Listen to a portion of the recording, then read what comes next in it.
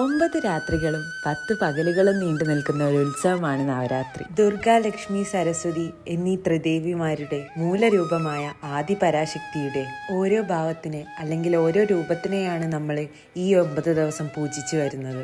അതിൽ തന്നെ അവസാനത്തെ 3 ദിവസങ്ങൾ ദുർഗാഷ്ടമി, മഹാനവമി, വിജയദശമി എന്നീ ദിവസങ്ങൾ സരസ്വതി ദേവിക്കായി സമർപ്പിക്കുന്നു. ദുർഗാദേവി മഹിഷാസുരനെ വധിച്ചതിന്റെ ഓർമ്മയ്ക്കായിട്ടാണ് വിജയദശമി കൊണ്ടാടുന്നത് എന്നാണ് കേട്ടറിവ്. അന്നേ ദിവസം വിദ്യാരംഭം കുറിക്കുന്നത് നമ്മളെ ഇരുട്ടിൽ നിന്ന് വെളിച്ചത്തിലേക്ക് കരകയറ്റുന്ന പോലെയാണ്.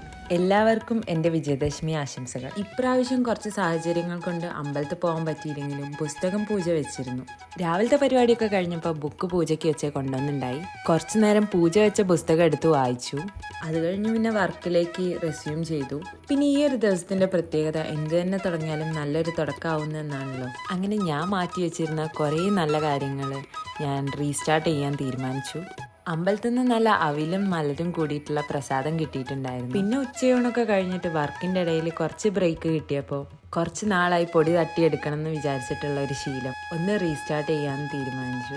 ചെറിയ ചെറിയ സ്റ്റെപ്പിൽ തുടങ്ങി. ഒരുപാട് നാളായിട്ടുള്ള എൻ്റെ ആഗ്രഹമാണ് ഡാൻസ് പഠിക്കുക എന്നുള്ളത്. പലപ്പോഴും ഞാൻ പഠിച്ചിട്ടുണ്ടെങ്കിലും അതെല്ലാം പകുതി വഴിയിൽ ഉപേക്ഷിക്കേണ്ടി വന്നിട്ടുണ്ട്. ഓരോരോ റീസൺസ്, സമയമില്ല എന്നുള്ളതാണ് ഏറ്റവും വലിയ റീസൺ ആയിട്ടുണ്ടായിരുന്നത്. ഇപ്രാവശ്യം എന്തായാലും ഞാൻ വിട്ടുകൊടുക്കാൻ തീരുമാനിച്ചിട്ടില്ല. അതൊക്കെ കഴിഞ്ഞ് വന്നിട്ട് ഞാൻ എൻ്റെ വർക്ക് സ്പേസ് ഒന്ന് ക്ലീൻ ആക്കി. ശരിക്കും പറഞ്ഞാൽ ഈ ക്ലീൻ ആക്കുന്നത് ഇത്ര നേരത്തേക്കേ ഉണ്ടാവുകയുള്ളൂ. കാരണം ഞാൻ വർക്ക് ചെയ്യാൻ തുടങ്ങിക്കഴിഞ്ഞാൽ ഇത് വീണ്ടും പഴയ മാതിരിയാവും. എന്തായാലും ഒരു പുതിയ റിഫ്രഷിന് വേണ്ടിയിട്ടാണ് ഞാൻ ഇതും സെറ്റാക്കിയിട്ടുണ്ടായേ. പരിപാടി കഴിഞ്ഞാൽ അടുത്ത കാര്യം ഉണ്ടായിരുന്നത് വിളക്ക് കത്തിക്കുക എന്നുള്ളതായിരുന്നു. അപ്പോഴേക്ക് സന്ധ്യയായിരുന്നു. അങ്ങനെ വിളക്കൊക്കെ കത്തിച്ചതിന് ശേഷം എന്തെങ്കിലും കഴിക്കാനായി. വീട്ടിൽ ബ്രെഡ് കണ്ടപ്പം ഞാൻ ഈവനിങ് സ്നാക്സിന് സാൻഡ്വിച്ച് തന്നെ ഉണ്ടാക്കാമെന്ന് തീരുമാനിച്ചു. അങ്ങനെ അനിയൻ മേടിച്ച് കൊണ്ടുവന്നിട്ടുള്ള ഈ കെച്ചപ്പുകളൊക്കെ എടുത്തിട്ട് ഞാനൊരു മിനി സാൻഡ്വിച്ച് ഉണ്ടാക്കി.